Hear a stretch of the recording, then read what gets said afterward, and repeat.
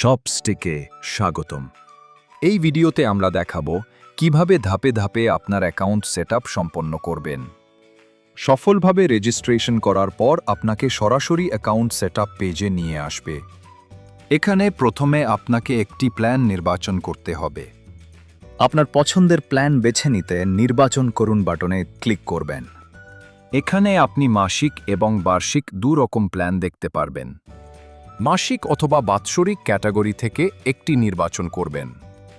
মাসিক অথবা বাৎসরিক ক্যাটাগরি উভয়েরই 4টি প্যাকেজ রয়েছে, যেমন বেসিক, স্ট্যান্ডার্ড, প্রিমিয়াম, এন্টারপ্রাইজ।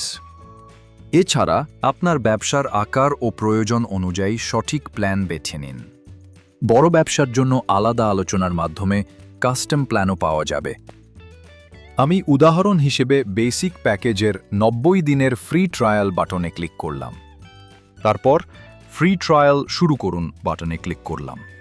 তারপর চালিয়ে যান অপশনে ক্লিক করে সামনে এগিয়ে যাব। এরপর স্বয়ংক্রিয়ভাবে স্টোর সেটআপ পেজে নিয়ে যাবে।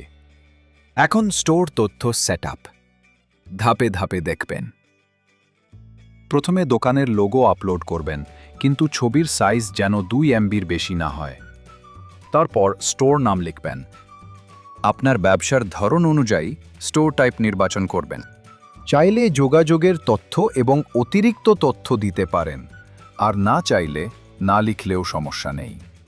সব তথ্য পূরণ হলে সেটআপ সম্পূর্ণ করুন বাটনে ক্লিক করবেন।